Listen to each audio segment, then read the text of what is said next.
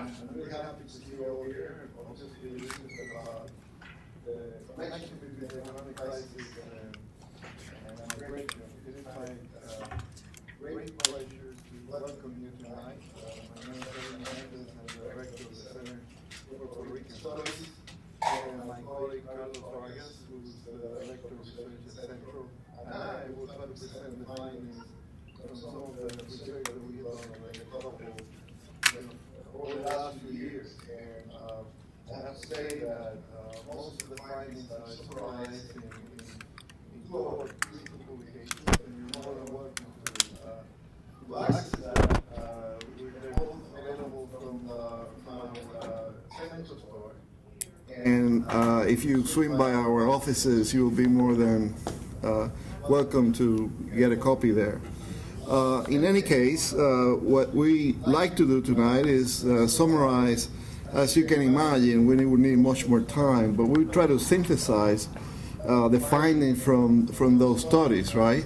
And so my colleague and I are going to play a little bit of a show for you, and we're going to alternate as the topics change, so that we can both speak as to the strength of our background and research.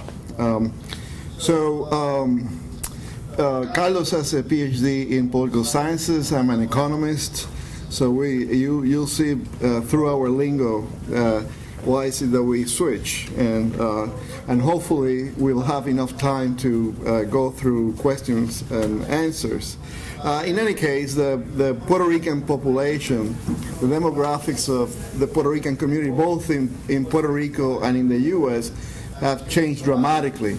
And part of the reasons for that, and it has changed in many ways, you're going to see that, but part of the reasons for that is a tremendous migration flow from the island to the United States, coupled with, and you will see, a tremendous internal migration. For all practical purposes, Puerto Ricans are a nomadic population. We go around. So the question is, what are the factors? What really are the factors that explain those trends? Okay, so we know the trends happen. We observe them.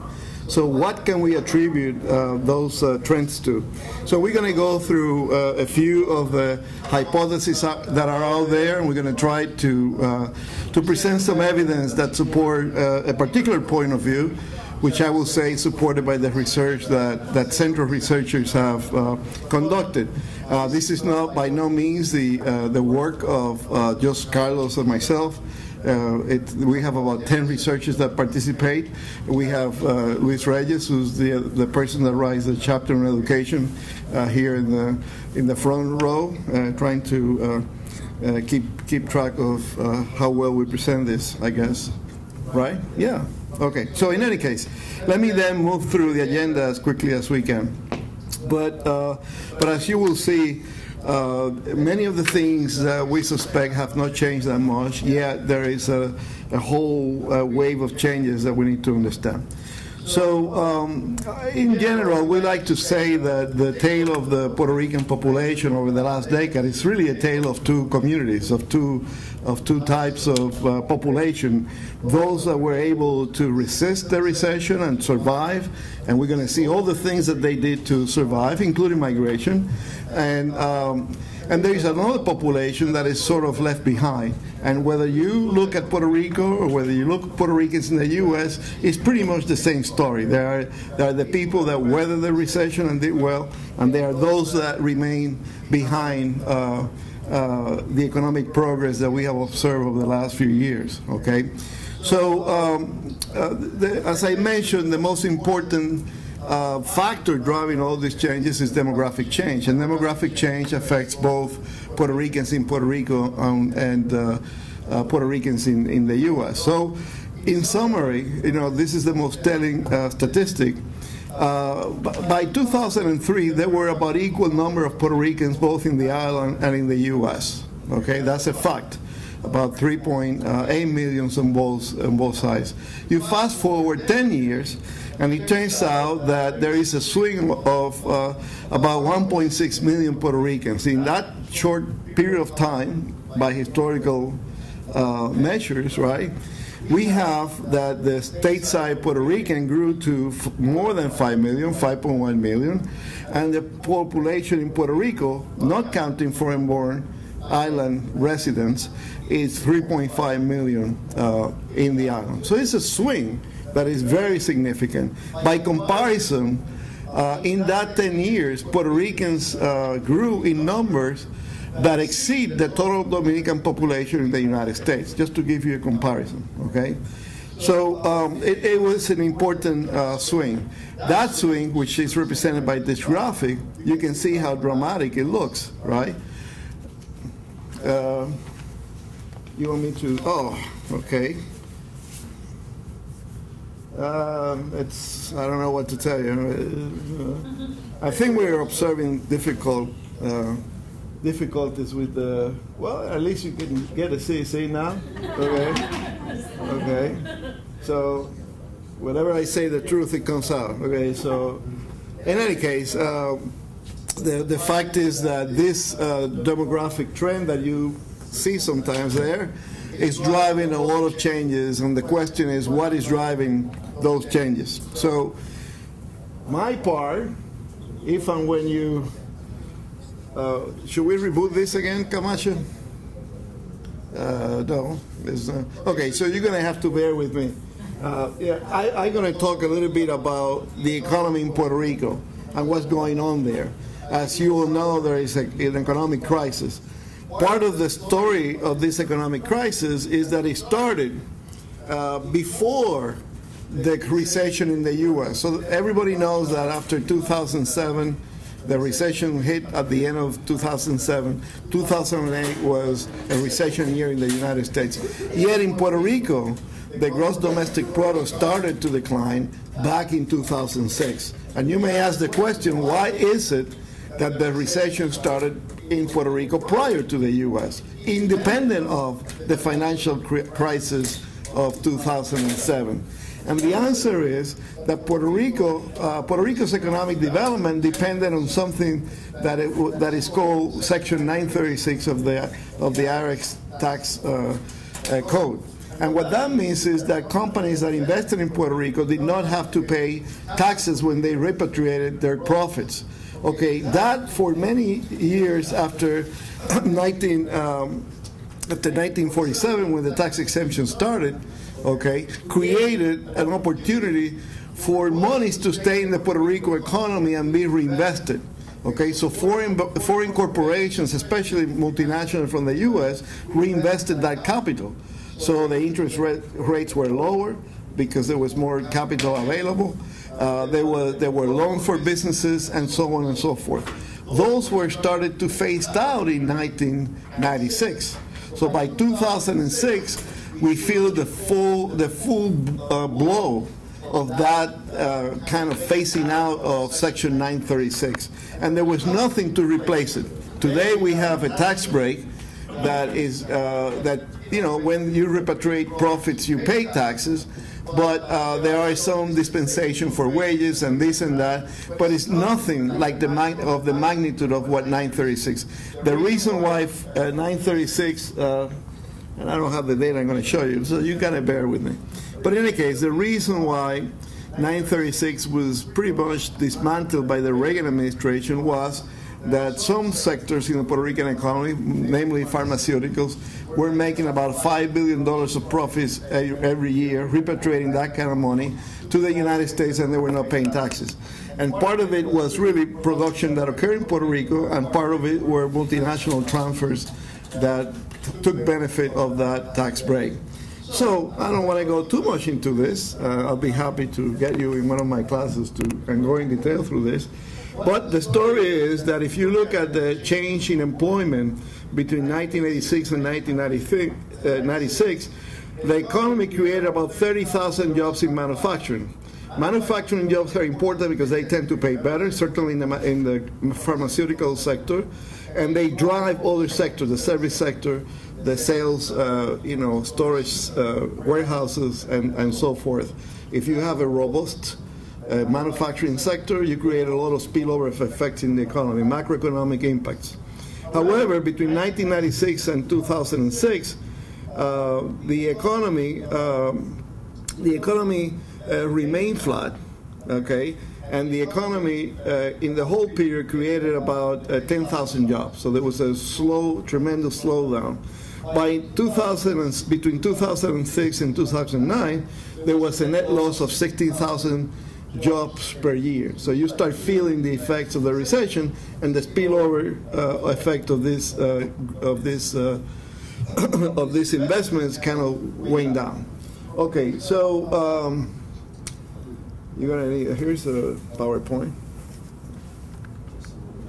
It's already here. You wanna try to catch up? Maybe my colleague will have better luck. But anyway. So the graphics that I'm going to show you now shows just what I said about the growth of domestic product, the rate of growth of the economy.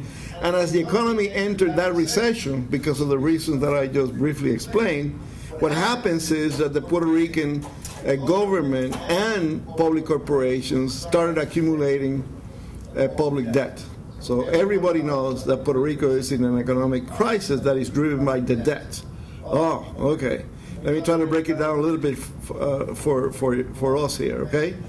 So the problem is that the Puerto Rican government, for many decades, to maintain the level of investments in the economy, to sustain the economy, borrowed money, especially the public sector corporations, right? So it reaches a point that it really depends on economic growth. But to the extent that you don't have that economic growth, right, you cannot repay all the debt. So they started borrowing short-term, both the corporations and the government, right? By the time they imposed a special tax in 2006 and 2007 to guarantee them more lending, right, it was too late. The debt has already exceeded $70 billion, right? So everybody's in debt. That would not be that much of a problem if the economy was growing, because then you pay with the revenues that you generate. But if you don't generate revenues, where are the revenues coming from the government and the public corporations? They are coming from the economic activity that local enterprises generate. The problem is, right, that you are in a recession. Your revenues from government are for electricity and water and all that start shrinking. So the first reaction of the government is raise taxes. The corporations, the petroleum, the cost of oil and all that raises. So instead of having somewhat of a neutral effect on the economy, it has a shrinking effect in the economy, and the story goes on. So you fast forward from 2006 to today, and that's where you are. You have a big debt that prevents all kind of investment in the economy. So one of my, not yet, one of my slides is about the rising debt. Oh, okay. And I don't know why I got stuck in here. So, Carlos, I'm going to borrow your PowerPoint here. Yes, go ahead. Okay. Very soon you're going to start talking. I just want to say goodbye to this topic, if I can find it. Okay. So, these are interesting slides. I got to tell you the story. Okay, I'm sorry. I got to tell you the story. So the story that I was going to show you, Dana, is that why is it that Puerto Ricans are migrate? You see, it's the problem, right? You have a downfall in the economy. People listen. I do? Okay. Okay, so I'm going to break this graph for you for a second. But here's the problem, okay? So you have a crisis, and Puerto Ricans, instead of staying there and being, defenders of their economy, they decide to look for jobs, and they migrate to the U.S. So the economy that was in a recession now has less people to pay taxes, less people to keep the economy running, and that has a cumulative effect. So on top of the recession that was induced by the 936 and investment and all that, now you have people fleeing the island to get a job. So when you look at this is published by the Pew Research Center, when you look at the reasons that migrants, Puerto Rican migrants give, this is my PowerPoint. Oh, there we go. So this is what I need. Okay, so when people look for reasons to migrate, okay, 42% of the people that migrate say that they do it for seeking a job. They're job-related reasons. Either the companies move them or they look for a job. 38%, almost equal, are people that cite family reasons. In other words, someone moving my family and I got to go with them. So if you add those together, the overwhelming majority of people that come to the States are because someone in the family is getting a job in the U.S. and they want to follow, or they want to get a job in the U.S. and they want to follow. So the diaspora strikes back, as one photo would say, right? So instead of having an escape goal, which was the argument in the 50s, right? Oh, we got to send those Puerto Ricanos pobres para allá, para Nueva York, and everything's going to be here better because we're going to have less unemployment and we'll be happy. Well, guess what? Yeah, that worked for a little while. But what happens is that now it complicates, gracias, todo. Now it complicates, this is what I mean, right? Yeah, yeah. So it complicates the equation. Now, that's not all. You know that the story is more. And what's more is that the perception of the quality of life in Puerto Rico is that it's deteriorating. People don't feel safe, right?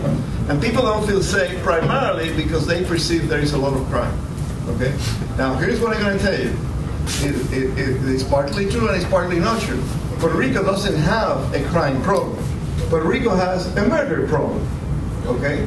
And the perception of murder drives the whole thing about the quality of life. There can't be too many house break-ins if people stay home because they are afraid to go out. And that's exactly what is happening. When you look at the data from the FBI, which we're going to try to break it up here, other than murder rates, the rates in Puerto Rico are way below the average for the United States and certainly the places where migrants are going. Everything else, that is not murder. But when you get to murder, the rates in Puerto Rico compared to the worst countries in the world, okay, those Central American countries that are killing each other because of drugs, South Africa, and other very notorious places that are famous for the crime rates, for the murder rates. So Puerto Rico now becomes one of the worst places in the world to live because of the crime, because of the murder rate. And it's pervasive to the whole perception of the island and the quality of life in the island. Okay? So when you look at what explains people living the island, the quality of life, which is driven by this perception that we're killing each other, we're not killing each other. There's a lot of people dying. And a big chunk of those people are because of drug wars and so forth, but there are spillover effects to the people who are not involved in that. And there are some horrendous stories about crime that drive the perception that the island is not a great place to go. Okay, maybe that changed with the newcomers, the rich people that are going to live there. So I just want to show some data in terms of how that. So anyway, so you see that if you compare the SMSA, some of the SMSAs where Puerto Ricans are traveling, and you look at the murder rate per 100,000 people, okay, and then you look at the SMSAs in Puerto Rico for which we get FBI data, what is noticeable there?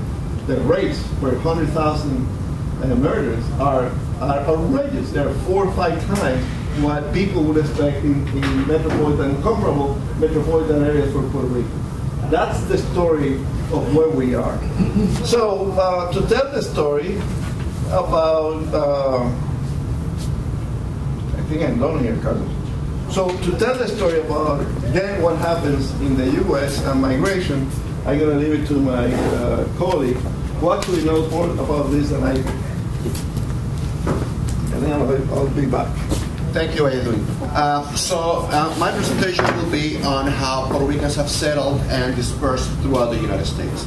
And one of the things that you need to know is that, you may already know this, is that Puerto Ricans continue to grow in the United States. They continue to grow in every state of the country, in many counties in the country. The only place where Puerto Ricans are not growing in populations is in New York City. We continue to lose Puerto Rican population in New York City. But for every county and state in the country outside of the 5 boroughs of New York City, strike that. We are growing in Staten Island. The Puerto Rican population is growing. And they are growing in every region, with Central Florida and the whole South being primarily the area where Puerto Ricans are settling. Okay, there you go. And this dispersion, this migration that Puerto Ricans are experiencing, whether it is from Puerto Rico to the United States or within the United States, is a good thing. We can see that the leading indicators of life outcomes, etc., improve as Puerto Ricans generally move within the United States. What we can see also is that this graph refers to how Puerto Ricans that are leaving the island, where it is that they're settling. And as you can see on the far left side of the graph, they're going to Florida. And that is basically what all press accounts tell us. This is also what studies have shown. Puerto Ricans from the island are moving to Florida. But they're also moving to New York, and Pennsylvania, and Massachusetts, and Texas, New Jersey, and Connecticut. And that's what you see in those blue bars. Now, what is interesting also is that if you look at the red bars, that is the return migration flow to Puerto Rico. So even though you have many Puerto Ricans coming from the island to the United States, you also have not an insignificant number of Puerto Ricans returning to the island between 2006 and 2011. So also in the midst of the recession, there is a continuous flow back and forth between Puerto Rico and the United States. Okay? And again, the largest return flow from to Puerto Rico from the United States is from Florida.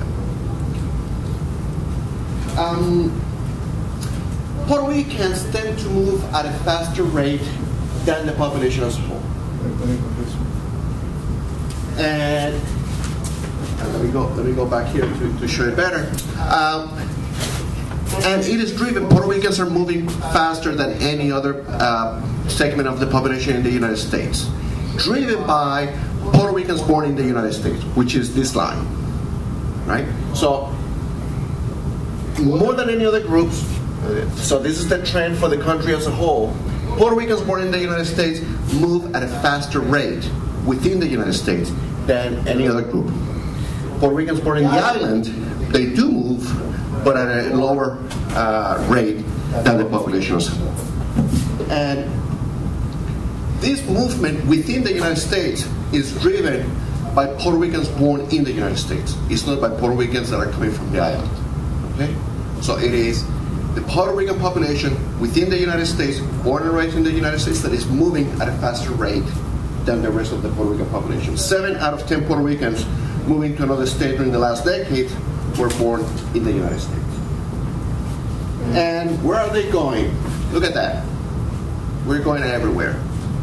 Okay? So what that arroz con huellas is showing you is that by and large, Puerto Ricans are moving to the Northeast. About a third of Puerto Ricans that move within the United States, they move in towards the Northeast. But nearly half, 48% of Puerto Ricans that have moved from one year to the next are moving to the South. Mostly to Florida, to some extent also to Texas, but also to other states in the South. About 8% moves to the Midwest, 12% moves to the West. And again, Puerto Ricans right now represent 1.1, 1.2% of the U.S. population. We continue to grow. We represent about 9% of the U.S. Latino population, and that has remained steady for the past 15, perhaps even 20 years. We used to be 10% of the Hispanic population, now we are 9.4%. That also shows you how big the growth has been for all Hispanics in the United States. And it shows you that, this graph shows you how Puerto Ricans are still the majority, most Puerto Ricans are still settled in New York State. you have about 1.1 million Puerto Ricans in New York State. Most of them in New York City, but also outside of New York City. Following closely, you have Puerto Ricans in Florida. And in 2014, we had 1.1 million in New York. You had 924,000 in Florida. So we expect that by 2020, there will be more Puerto Ricans in Florida than in New York. Okay? Yet, you still have, not a majority, but the biggest number of Puerto Ricans are settled still in the Northeast, right? And that is what you can see. You can see after Florida, you have New Jersey, Pennsylvania, Massachusetts, Connecticut, Illinois, California, Texas, and Ohio. So they're mostly still concentrated in the Northeast, but in decreasing proportion. I'll talk about that in a second. Where are Puerto Ricans growing? They're growing mostly in the South. If you see the right column, the right-hand column, you see Puerto Ricans growing by 100%. That means that the population is doubling from one census year to the next. And you have, for instance, North Carolina, it grew by 130%. It more than doubled. It doubled and a little bit more, from 31,000 to 71,000. And you also have a place like Florida that grew by 76%. You still have places like Texas growing at 88%. You'll have places like in North Dakota, South Dakota, growing by 150%. But the numbers of the population tend to be small in those high growth states. Nevertheless, what you see in North Carolina, what you see in Florida, is nothing to sneeze at, right? It's a remarkable figure. How is this movement taking place? This is very interesting because if you break the two columns, you see on the left-hand side, you see what states Puerto Ricans were moving from and to between 2001 and 2005. On the right-hand side, you will see where Puerto Ricans were moving between 2006 and 2010. Keep in mind, the recession started in the United States in 2008, and it lasted for about 2 years, about 18 months, give and take. What do we see? Puerto Ricans were leaving from New York to Florida, both in 2001 and 2005, New York to Florida in the latter part of the decade. And again, you also see a flow going to Florida from Illinois, from Pennsylvania, Massachusetts, and Virginia. So Florida was a prime destination in the early part of the decade. What happens in the latter part of the decade? Florida now becomes a place where people are moving from. So if in 2001 and 5, 34,000 went to Florida, now you have about 11,000 that were coming from Florida to New York. Right? And similarly, you see people leaving Florida for Texas and Florida for Pennsylvania. Right? So that is one trend. Another trend is the fact that you have Pennsylvania moving as a prime destination for settlement for Puerto Ricans in the United States. And I switch it back to Edwin to continue the talk. Now, what we want to do, I can't fool around with this corner. Okay, so what I like to do now is talk a little bit about, related to this movement, how is the economy in the U.S.? We talk about the economy in Puerto Rico, but we haven't really talked about the economy in the U.S. and what is it that Puerto Ricans did. Now, this is an important part of the story because the findings that we have from this data contradict a lot of the preconceived notions that the general public and the press will say about Puerto Ricans. For example, they're lazy, they don't want to work. For example, they're part of the underclass. There's a kind of an attitude toward work and what have you. So what we did was we conducted a survey, right? But before I get to that part of the resiliency, how we call it, of the Puerto Rican population, I want to give you some data. So again, we're making here a distinction between the people that were employed and the people that were unemployed during this period of the Great Recession. So some people cope with the recession very well. In part, they actually advanced in their relative socioeconomic standing because they remain employed.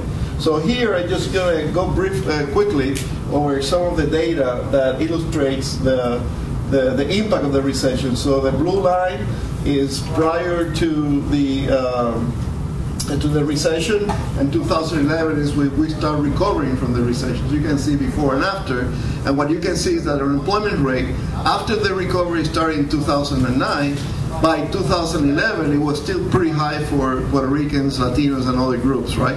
Today, the Latinos have the fastest gain in employment, and therefore this relative situation has changed.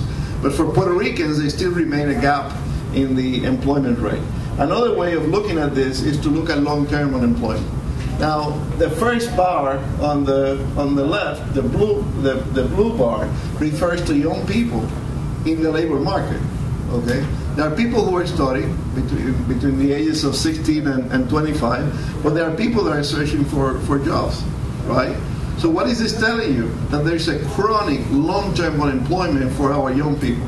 It's also the case for other groups, white, blacks, and so forth, but it's particularly pernicious in the Puerto Rican community, as it is for people who are in the most productive ages of employment, 25 to 55, okay?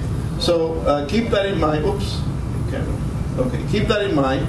Now, the idea of this graphic is to show what part of the problem is. Puerto Ricans are over-concentrated in the low-wage sector of the labor market. Way back 25 years, 20 years ago, we used to talk about secondary labor market, segmentation. Why is that Puerto Ricans go into a particular cluster of jobs where they earn lower earnings and therefore have more problems to gain a foothold in careers and so forth.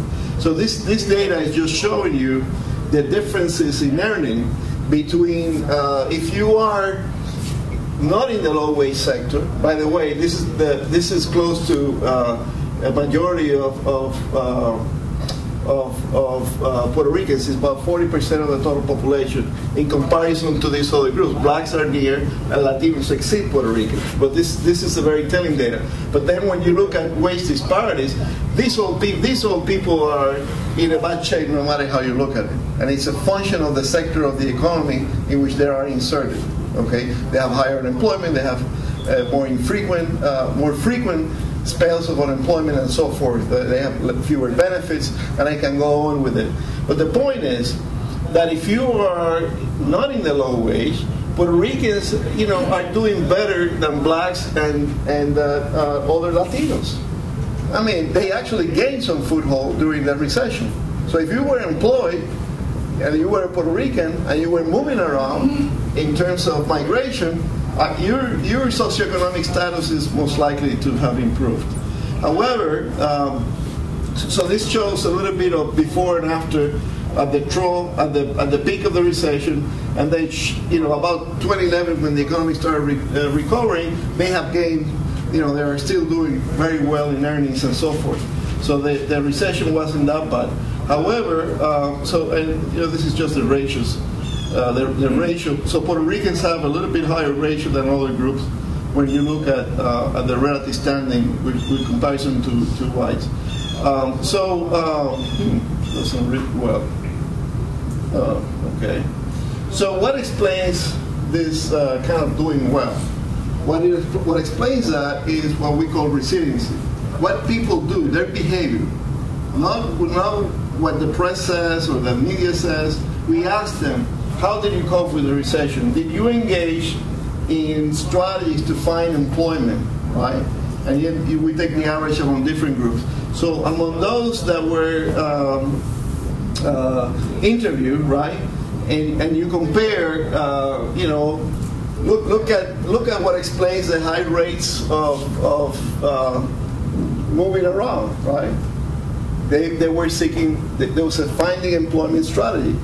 Then you look at all the other things that they took a cut in pays of benefit. Puerto Ricans didn't do that much. We work more, but we don't take pay cuts, right? But anyway, but we did take classes at a much higher rate than others to improve our training and to improve our skills in the labor market. We switch jobs, careers, and paths, and so forth. We move around the country. In other words, we engage in strategies that allow us to kind of maneuver the recession and survive. So again, this graphic refers to those that were employed, and you can see that Puerto Ricans, they engage in more of the strategies than other groups, sometimes very substantially more, like taking courses for training and so forth. That's a skills improvement in the labor market. So some of us are really interested about that because, it's not just the skills that you have, it matters what strategies you do. If you search for jobs, if you're proactive, if you move to Florida, and so forth. And that's what that data is suggesting. So again, this is about improving competitiveness, how people search for jobs and the strategies that they deploy. I'm going to go quickly through that so we can get into the Q&A. I'm going to let Carlos now talk. Is that right? That's my cue? Yep. Okay. So now some of the socioeconomic effects. So we left the whole question of the economy. I show you that, again, the tale of two cities, right? That, as we move around the United States, we did it for some reasons. We were searching for jobs, we were implementing strategies to survive, and that for me shows that we're a very resilient population. That's a story of hope and kind of activism and taking control. It's not a story of we're passive, we don't want to work, we're not attached to the labor force. And for me, that's very important. Thank you, Ed. So, this very quick overview of what strategies Puerto Ricans have pursued in order to manage the effects of the Great Recession still capture a reality that Puerto Ricans tend to be in lower socioeconomic status than the rest of the population. And particularly, there is a segment of the Puerto Rican population that is certainly worse off than the majority of Puerto Ricans, the majority of Latinos, the majority of the population as a whole. Nevertheless, even in those segments that are worse off, you see strategies to improve their lot, whether it is moving, whether it's taking classes, switching jobs, etc. And this research comes to challenge pervasive attitudes, such as Edwin explained earlier, in regards to Puerto Ricans belonging to the underclass, having a culture of poverty where we transmit attitudes and values that maintain Puerto Ricans attached to the welfare state, etc. When in fact you see given the opportunities, once we do take the opportunities that do exist there, we maintain or improve our economic lot in moments such as the Great Recession when conditions were pretty bad.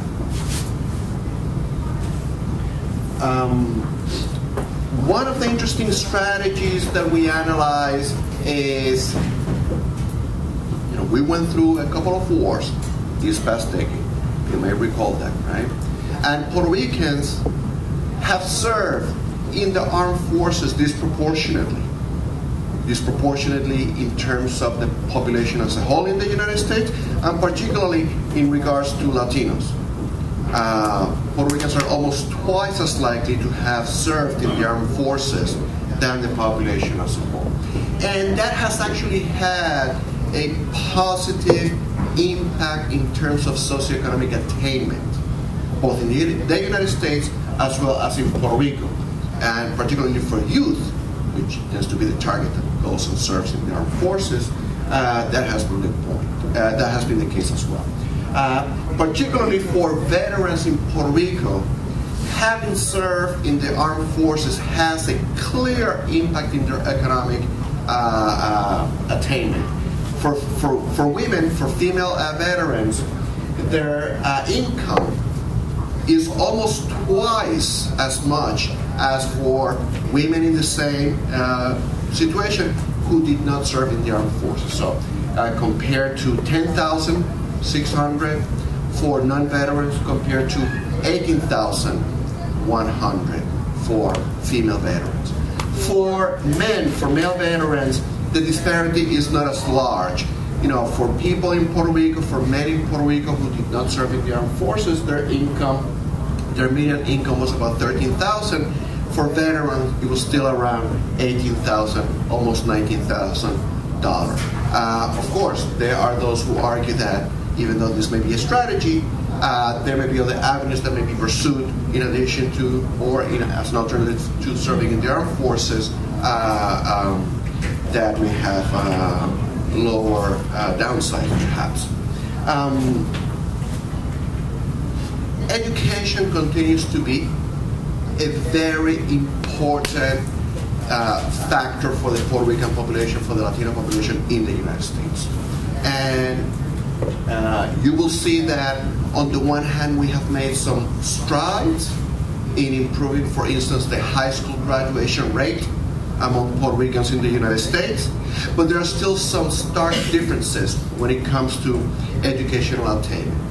One particular cause of concern is the school enrollment rates for Puerto Ricans, particularly in New York City, and then by extension in New York State, that affects the statistics for Puerto Ricans around the country, although they're much worse in New York City and by extension in New York State than in other areas of the country. So what about educational attainment?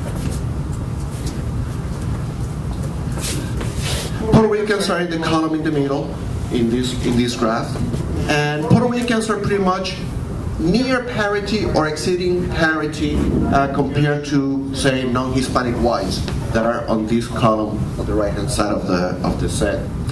So Puerto Ricans have about the same or slightly higher high school graduation rates as non-Hispanic whites and higher than for other Hispanics. They have almost near the same educational attainment for people who have some college, either because they have an associate's degree or they attended college for a couple of years even if they didn't get a degree. However, they have stark underrepresentation when it comes to bachelor's degrees and advanced postgraduate degrees. You know, Puerto Ricans are not doing very well in terms of going to graduate school or professional school or what have you, but even they may not be able to do that because they are not attaining a bachelor's degree prior to that. And Puerto Ricans are also overrepresented significantly among the segment of the population that does not have a high school degree. And as our economy becomes more demanding in terms of the skill set workers need, this statistic is pretty depressing. And this is something that needs to be addressed. We may be doing better than the Hispanic population as a whole that has, more than 37% that does not achieve a high school education, but at 25%, that's pretty crucial for Puerto Ricans.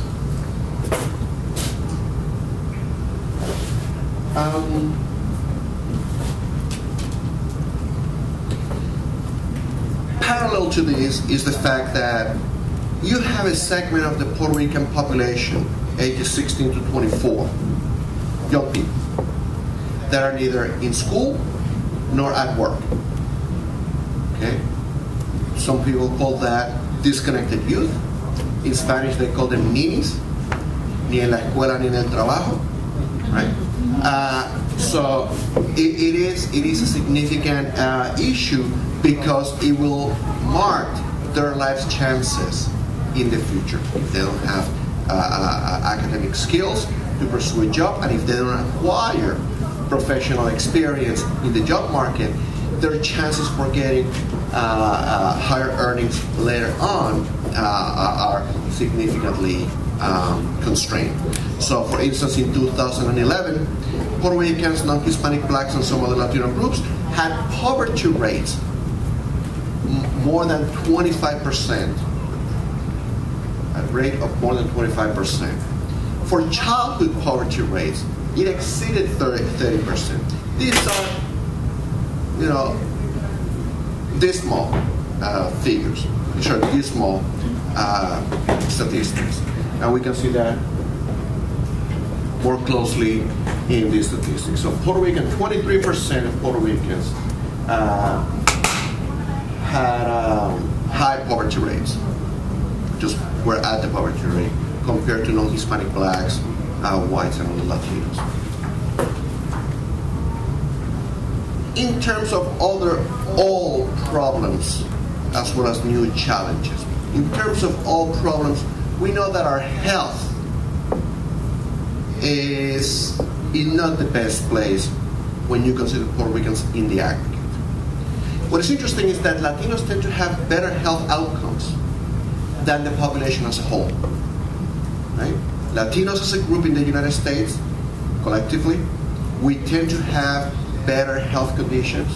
You know, we are not as sick as the non-Hispanic white population and the non-Hispanic black population. However, within the Latino population, Puerto Ricans are faring the worst. And there are some diseases in which Puerto Ricans are doing badly nationwide. For instance, in terms of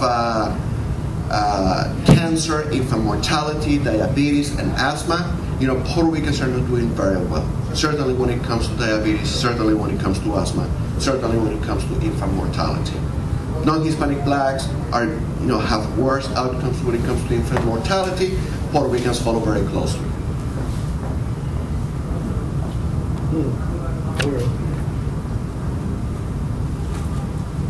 So these are the rates for diabetes. For Hispanics, 9% have diabetes, 11% among Puerto Ricans, 6% among non-Hispanic whites, 9.5% among non-Hispanic blacks, 10% among Mexicans. Okay? So in terms of the prevalence of diabetes, Puerto Ricans are doing worse than other Latinos and the population as a whole. When it comes to asthma, ¿quién tiene fatiga? Right? It's a very common, it's a very prevalent condition. A quarter of Puerto Ricans in the United States suffer from asthma. Okay. Higher than any group in the country, by far. The one that follows closely is non-Hispanic blacks, and after that you have both non-Hispanic whites and other non-Hispanics. So this is a challenge. We have education, we have health, we also have politics. Puerto Ricans, do they vote? What is their political participation like in the United States? Everybody talks about how much they go out to vote in Puerto Rico. That is not the case in the United States.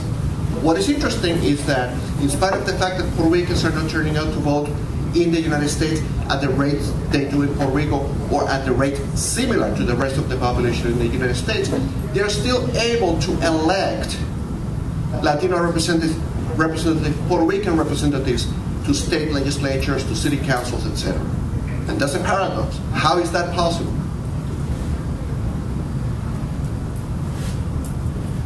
As you can see, Puerto Ricans turned out to vote in 2008. These are presidential elections at 50%. 50% of Puerto Ricans turned out to vote, compared to 65% of the non-Hispanic population, 64% of the population as a whole. So about 14 or 15 percentage points lower than the population as a whole. Okay? That is not a good statistic. Right? We are not participating at parity with other people in the United States. Yet,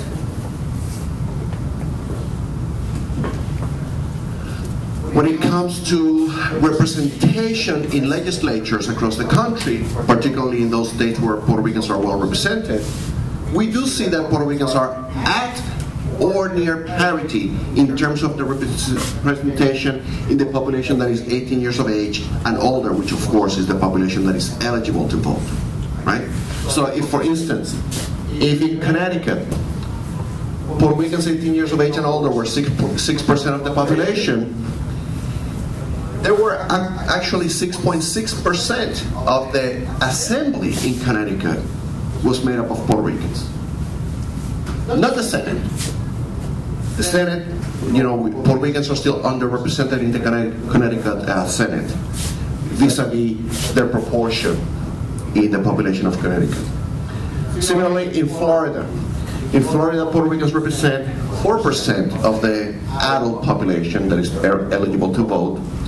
Puerto Ricans are significantly underrepresented in the Assembly, but they are at about parity when it comes to the Florida Senate.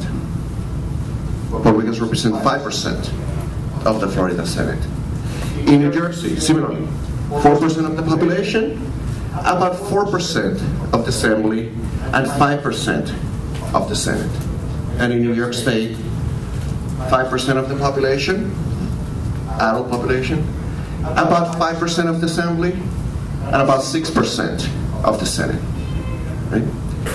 What is interesting is that this is accomplished by the fact that Puerto Ricans, even though we are dispersed, for the longest time, we were concentrated, we were actually segregated. We were segregated in the Bronx, we were segregated in Brooklyn, we were segregated in Manhattan, in Patterson, in Newark, etc.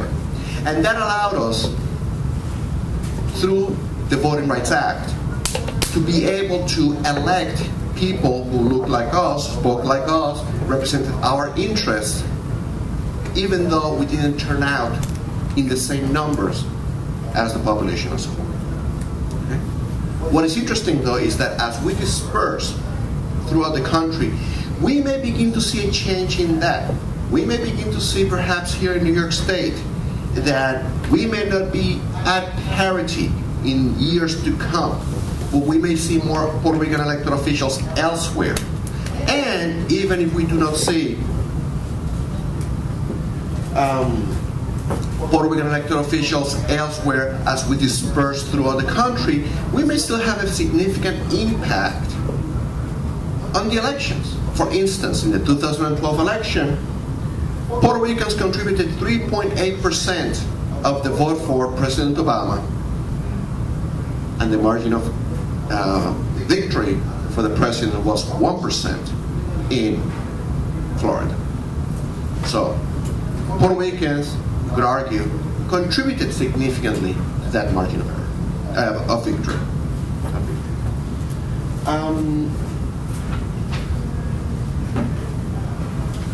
So, to conclude,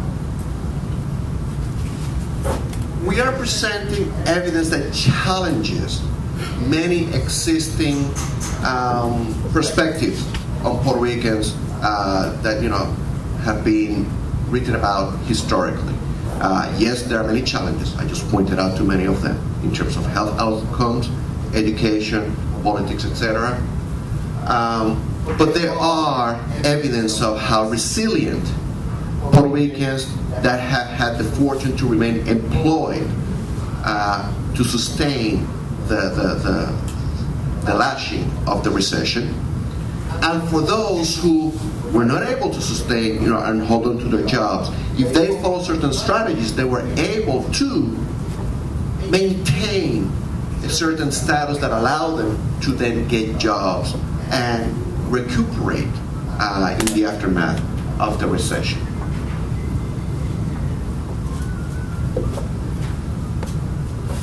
The dispersion throughout the country, the migration from Puerto Rico certainly can be explained by these economic circumstances, by the impact of the Great Recession. Again, Edwin pointed out before that Puerto Ricans began migrating out of the island in great numbers before the recession hit here in the United States, but it had hit already Puerto Rico.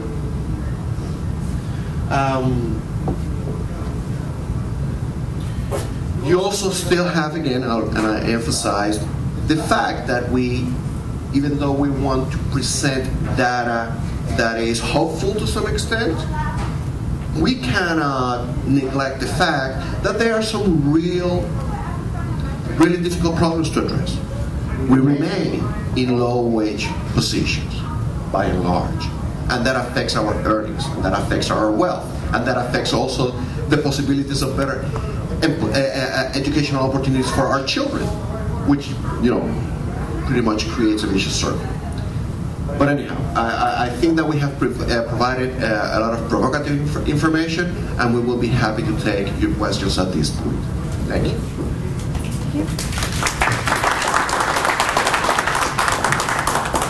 So if you have any question, please approach the microphone.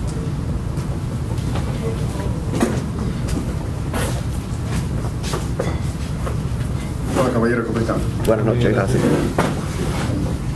How has Act 20 and 22 affected the island?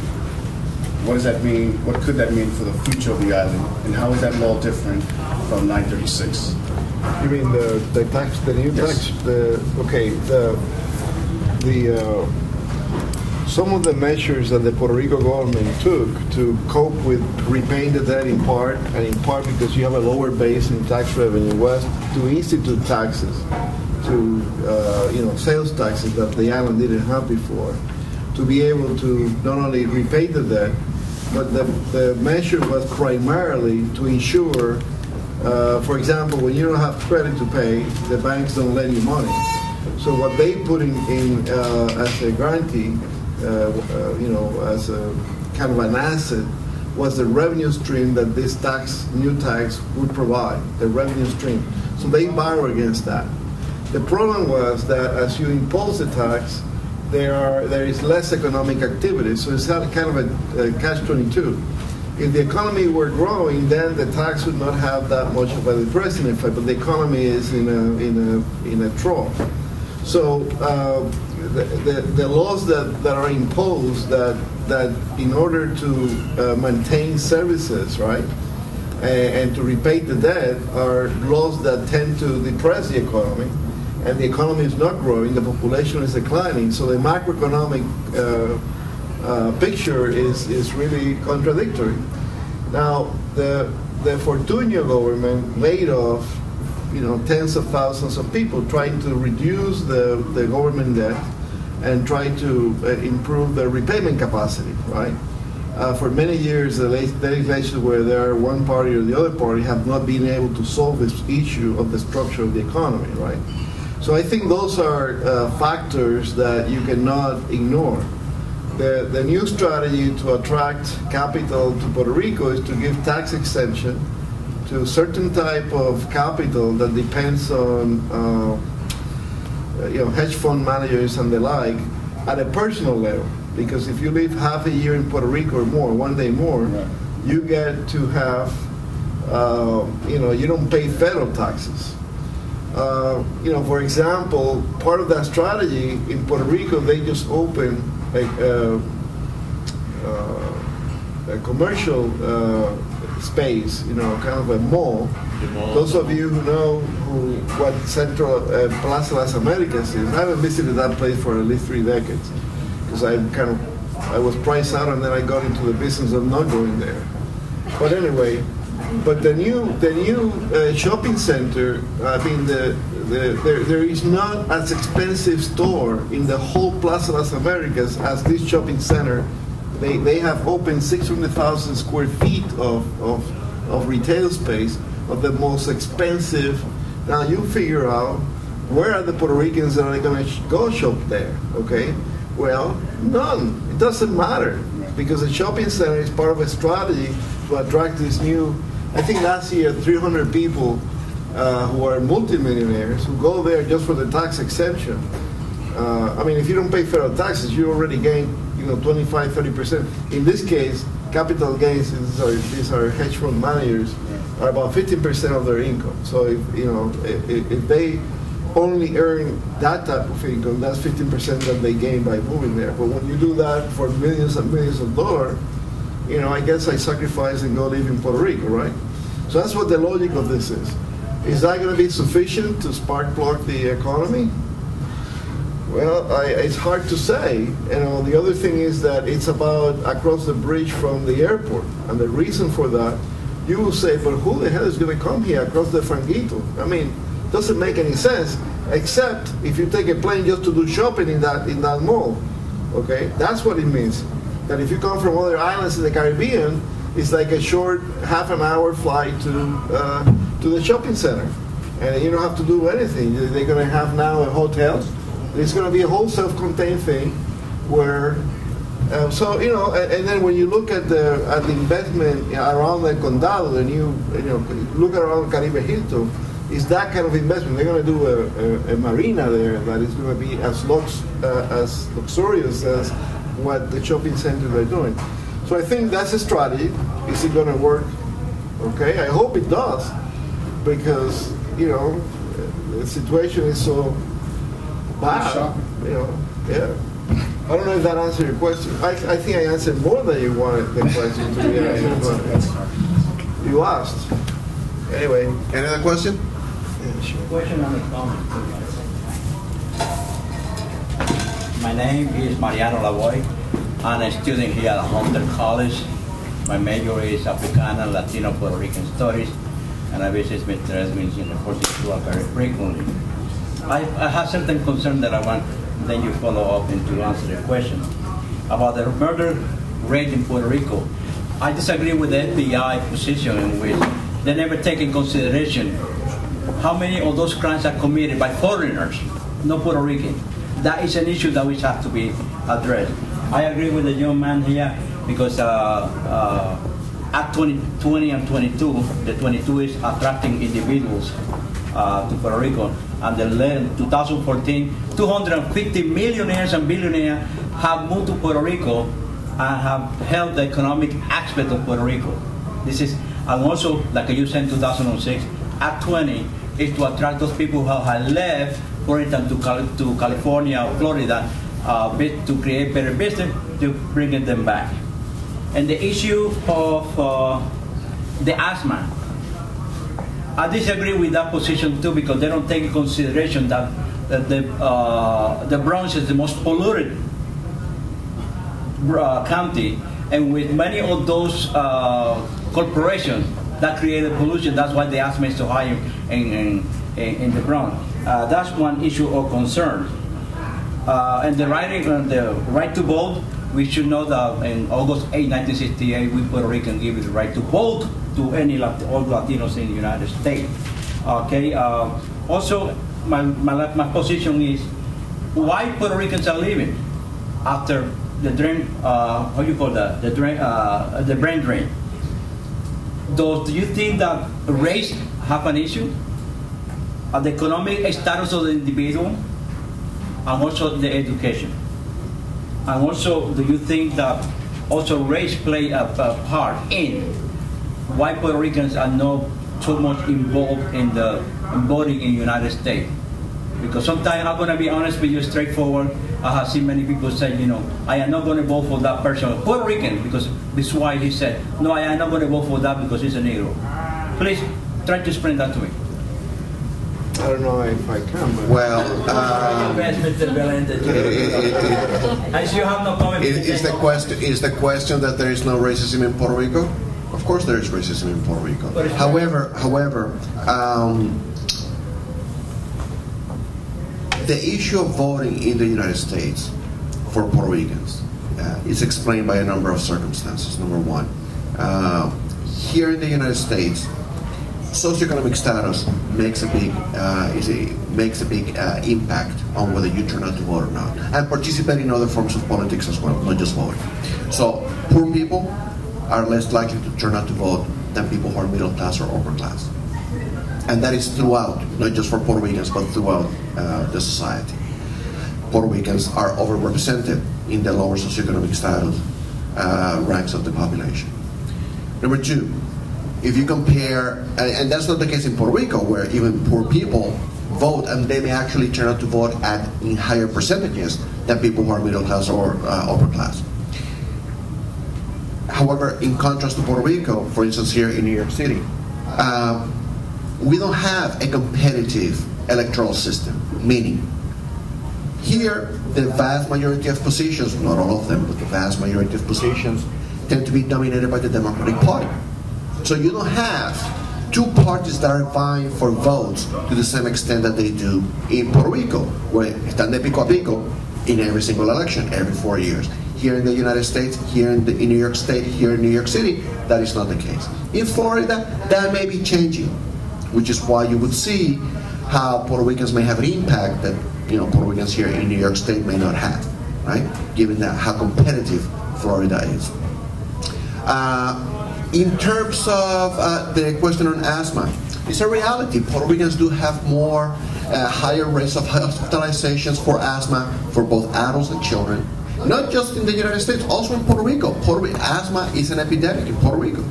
So it is not just, and you're correct, the Bronx has the highest rate of asthma of any county in the United States. But Puerto Rico also has high rates of asthma. So there may be environmental issues to be concerned about. There may, both in the home and outside of the home. And there may also be behavioral issues that need to be addressed in addition to whatever genetic component may be involved in that. And those are the murder rate. And the murder rate. It doesn't matter whether you get killed by a foreigner or a native. You get killed and still instill fear. That instills fear in the population. So again, when people talk about, and just to reiterate the finding, the fact that you have a high murder rate, that is what is driving the crime rate in Puerto Rico, even though that for other aspects of crime, the levels of crimes in Puerto Rico are much lower than in the metropolitan areas Puerto Ricans are migrating to. If I just may add, the crime rate, the bulk of it is primarily driven by drug and gang fights and that kind of thing. The total foreign population is about 200,000, including both Dominicans and Cubans and other smaller groups. So, it's hard to attribute, to such a small proportion of the population a disproportionate share of crime. I don't know that data. I know the FBI may collect it, but I don't know. But now going to the other question that I can address is the whole question of the brain drain. All right. The fact is that we do not observe a brain drain of people coming from Puerto Rico. As a matter of fact, if there isn't any overflow, and you measure that in terms of the educational credentials of the people that are coming, and if there is any over-representation, when you do the detailed breakdown of education of the people that come, if there is any representation, will be in the lower wage occupation, and therefore in the lower, those large number of people without a high school. I don't want to get too much into this, but that's still validating some of Fran Bonilla's, one of my predecessors in this position at Centro, that claimed that the Puerto Ricans were like a reserve army, that then the economy, when it expanded, attracted more, and when contracted here, expelled more. I think the story is a bit more complicated than that, but it's various circuits that are going back and forth. But the numbers are dominated by this low wage, low education population. Therefore, they're more educated. Now, having said that, the problem is that the education in Puerto Rico is higher than the United States on average. And education in Puerto Rico, because you do have a disproportionately number of young people leaving, right? Even though they leave, in terms of the proportion in the educational attainment, kind of cohorts. I don't want to get too economistic here. You pardon me, but the bottom line is that even when you look at these younger cohorts, okay, in Puerto Rico, what people perceive, if you have all these young people leaving that are well prepared, and they're have degrees in this and degrees in that, and that's what they observe. They have all these family members and all that leaving. That is true because there are more, more young people traveling, and they're traveling a lot. 1.6 million. All the demographic growth in Puerto Rico has migrated to the U.S. So the more stable people that stay are professionals and so forth that can afford the situation in Puerto Rico better. So all this to say that the impression that people get, every time I go there, okay, it's the news about brain drain, and every time they interview me, I say exactly the same thing. There is no brain drain in the economy if you measure it by the proportion of people that have certain educational levels that leave the island. And I sound too economistic. I sound too contrary to common sense, and therefore, whatever I say with the data is disregarded. Okay, so you see surveys in Florida. Let me stop because I'm going to get going with this. But the non-economic way that I explained it, Edwin, is that not about a brain drain. There is a lung drain, there is a kidney drain, there is a gut drain. People are leaving Puerto Rico.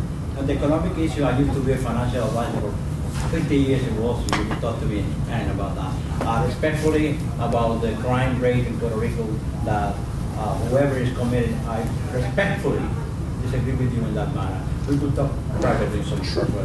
Well, there is data. We can always go to the record. I did a research. Okay, very well. I like that. I like to do that. Don Luis. Dr. Fuente. Part of what you said earlier about resilience and in hard times, I wanted to ask about it in relation to certain places in certain times. Certain places are migration, as was described to us by one of our colleagues last week, to Broome County, to Albany, to small blue-collar cities where when they move, they are in segregated, low-wage or low-income communities. And other places where people have moved or stayed, Waterbury, Connecticut, Lawrence, Massachusetts, and where there have been Puerto Rican communities. What is the resilience there, and to what extent is the resilience or the survival rate accountable in part because there is federal, state, democratic administrations that have provided support that may be lost should there be a swing to the right in 2016 and as we're going through right now in terms of the Congress and cutting the budget, and we're seeing it in various places, including in New York State, where the long lawsuit to get funds that New York City hasn't got, still hasn't got today, and that's a major issue. So I'm going to divide the answer to that question in two parts. I'm going to answer the first, and Carlos is going to talk about segregation and all that stuff that he knows more than I do. But the fact is that the distribution of economic progress and economic misery is not the same across the board. And here's the dynamics that you have. There are some old enclaves of Puerto Ricans in Hartford and across the country, but Hartford is a great example, where you have this sort of trap, so to speak, where unemployment has risen. There are very fewer employment opportunities for the level of education and experience that these populations have. And when you look at those, let's call them inner city for lack of another name, but these are enclaves where Puerto Ricans are concentrated. The same thing in Holyoke and Lowell, throughout the country, Philadelphia, some parts of Philadelphia, and so forth.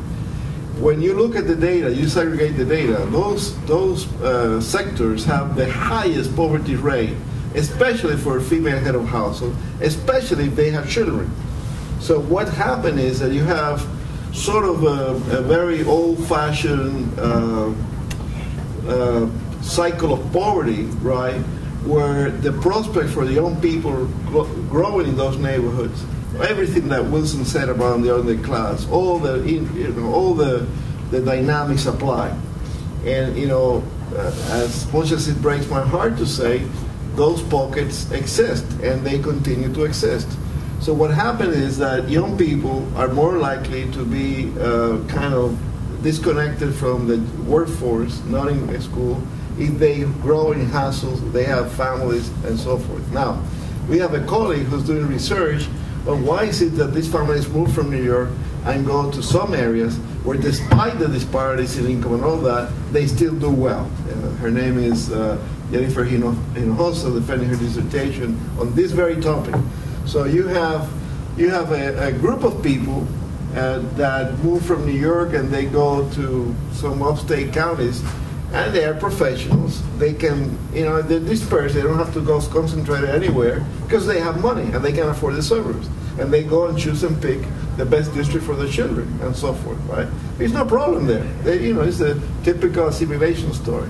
But when you start going to the lower income folks, when they move, they really face some constraints. They cannot go to the high achievement districts where students do well and so forth. If you're coming from Puerto Rico, now we have a huge number of people coming from Puerto Rico with their children. If you're a professional, well, you don't have any problem. But if you're poor, not only you don't have income to go to the suburbs and find good district for your children, now you don't have the information either because you just arrived. And we all know who had children in here. When I was an assistant professor, I couldn't pay private school. I had to search, but the networks, my friends and colleagues told me how to maneuver the system. That information source of the immigrant, the networks, these people that come from Puerto Rico may not have them, right? Or may be incomplete. So if you come with a professional family and you don't have the income to move to the suburbs, you have a problem. So my point is that these disparities persist, right? These inequities persist because of the structural factors that this family find. Now, having said that, you can try to survive the economic crisis as much as you want, but if the sources of employment are far from where you live, and you don't have, and you have a situation with the schools and growing teenagers and so forth that affect the decisions that you can make, then you don't face the same set structural constraints that those that are employed and can afford to pick and choose, right? If push come to shove, when I was getting in trouble, Catholic school, there you go, with the nuns. My family couldn't afford that, right? I didn't want it, but that's what they did. So your family situation and the structural constraints of the neighborhood matter. So how do you move? Well, Puerto Ricans have moved. Here's the Carlos Vargas story. And what we need to see, just to finish up that answer, when Puerto Ricans move from areas of very dire straits to these other smaller, still depressed cities, those Puerto Ricans may improve marginally. Their conditions are not great, but they may be better, marginally better, than the conditions they left behind. Right? So that may explain, that may account for the seemingly paradoxical reason why Puerto Ricans may be moving out of the worst areas of, say, New York City and end up in depressed industrial towns in New England or the Northeast generally, where they nevertheless may have access, if not to better housing, to cheaper housing and marginally better housing, where they may have some income, job opportunities, but even if they don't have those job opportunities, they can stretch the dollar a little bit further because the cost of living is not as high as in places like Newark or New York or what have you, right? And in terms of segregation, we have left between 2000 and 2010 Puerto Ricans, the majority of Puerto Ricans in 2010, or nearly the majority of Puerto Ricans in 2010, lived in highly segregated communities, whether it was in Bushwick or Mud Haven or what have you. And they moved to neighborhoods where even though segregation was high, it was not as high, right? So there were marginal improvements, but improvements nonetheless. There was a question in the back? Yes? Yeah, I'm sorry that I also missed a lot of the beginning. Can you come to the microphone and? It's going to be on YouTube tomorrow, so you can just go back and do your homework. I have an exam tomorrow. Sorry. It's on the web, don't worry. I wanted to ask, there was two things that I was wondering about, and you may have touched on them earlier.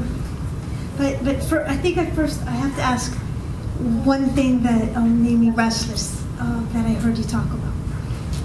When people were asking about the brain drain concept, and then we have this way of viewing academically that the type of degrees a person has, are the people with the degrees leaving and depleting the societies? That's what's going on. And I don't think that covers the question, because actually if the young people are leaving, even if they don't have their high school degree and their college degree, it's a huge loss. If the young people, if they're keeping people or gaining people, whether they're millionaire people or whether they're people born there, who have an education, who are able to do better, but the young people are not able to come back enough or stay enough to engage and use their mind and their ideas, it's still, I think, a huge loss. But I have one practical question about it. Can I ask you both and then let you hear what you have to say after? The other thing I'm wondering about is, and I'm not very knowledgeable about this, but I remember hearing when I was growing up, there were a lot of different rules on the island where companies could work without keeping all the, in a similar way as on the reservations in the north, where Indian people are living too, and as well as the multicultural complications and blessings and complications in the island, where people would have, companies would come in and they would get a tax break, and they would operate there, but they wouldn't have to keep the kind of rules that they have to keep either here in mainland, most of them are the U.S. And I know there was a lot of struggles about that, and I know some of the people in Central were involved in some of those struggles, and that it's not quite the same, and I know in Vieques it's not quite the same, and there's progress made, but I'm thinking, what part of the economic disaster has to do with, loss of land to people who are exploiting something, and when, I mean, certainly health for sure is affected by the physical, environmental situation. If a company can come in and make a lot of money but not take care of what helps people breathe and be strong and live. So, but I'm wondering if you have an idea of some things that are happening related to these changes that are either some very positive things that we should know about, or some pivotal things that could get better, that friends of people from the island of Puerto Rico and people who are here can help each other with and learn about. So if you could address. Yeah, in regards to the brain drain approach, one of the things that we collectively, not just Edwin and I, but our colleagues, what we have tried to explain in this volume and in other outputs we have produced is that what is really worrisome is not just that it is the most educated and the most skilled that are leaving the island. I personally take that to be an elitist and a classist position, because the people that don't have those skills and are leaving, they cannot necessarily fend for themselves in Puerto Rico or in the United States as well. So the focus of the media on just the brain drain, I find it to be elitist and I find it to be classist, and it ignores the fact that whole segments of the population in Puerto Rico are leaving. And what is critical about that is that it has an effect in the aggregate. If you do not have bodies in Puerto Rico consuming, the economy will go south, will continue to go south. Just by sheer numbers. If you lose people of higher economic background who may be able to spend more relatively, sure, that will have perhaps marginally a greater impact. But if you have whole segments of the population, whether they're working class, lower middle class, upper middle class, that will affect the economy throughout. And there is a chapter in the book devoted to what the author called a demographic winter. That we may be approaching a point where we do not have a replacement population for Puerto Rico with dire implications for the economy of Puerto Rico, among other things. Yeah, that refers sometimes as the aging of the population. And it's a very important phenomenon in Puerto Rico, but if you add the migration plus the aging, then you're left behind with those who are working, who tend to be professional and well-do, and then the retiring population. To the extent that the number of working age population contributing to retirement diminishes, to that extent all those retirement systems are at risk. So right now you have a lot of people. First of all, that's the first place where the government tries to go and cut. It was declared unconstitutional, but the bottom line is that there's no money to pay the bill. There's no money to pay the bill, so something's going to happen. But I will say that, a great thinker, Karl Marx once said but the worst type of exploitation is no exploitation at all. And that's the dilemma that we face. Okay, if you're unemployed in Puerto Rico, yes, whoever employer is not exploiting you. To be exploited, you need to be hired, and then you need to be paid, in a way that doesn't compensate you what your value is in the market. That's an economist talking. But the point is that he was taken. Okay, so if you have an economy where companies are not going to exploit people, that's an economy that doesn't generate the jobs, that pays the taxes, that then maintain the economic growing. So it's a dilemma. I would not like to be exploited, but I'm very happy to have a job and come and share my labor with my employer, who actually, pays me a salary. Which so in the end, what allows. So you will have the same situation with an economy in Puerto Rico. Right now the real challenge that they have down there is to attract companies, right? Well, I think this is now Muñoz Marin talking. A low wage is better than no wage. And the same thing, he was kind of a radical when he said this. But anyway, Muñoz Marin said, a low wage is better than no wage. That was the rationality to bring all these low wage labor job opportunities in the manufacturing sector. So the point is that to create a bad job is simple. You're all invited to come and do whatever, anywhere for $10 an hour, $8 an hour, whatever. But to create good jobs is a much harder proposition. And in Puerto Rico, the strategy right now centers on tourism, centers on high-scale commerce, on attracting migrants that have higher income, and to provide those services. So therefore, I predict you're going to start seeing the school for this population. So just like you create shopping malls, you're going to have to create health services and school services and all kind of things that family with high income will bring. So that's one strategy. I don't particularly think it's the way I will go, but I'm not governor. And I would not be elected if I run. I know that for a fact. So I stay here and try to answer more of your questions. But I will say you've been a great crowd. We really thank you for being here. It was a beautiful day outside, and here we are. Please have a snack with us. Ask him all the questions that you actually want a decent answer, and I'll stay for a little while as well. Gracias. Thank you.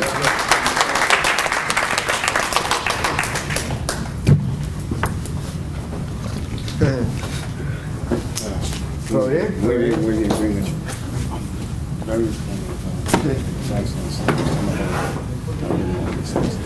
Very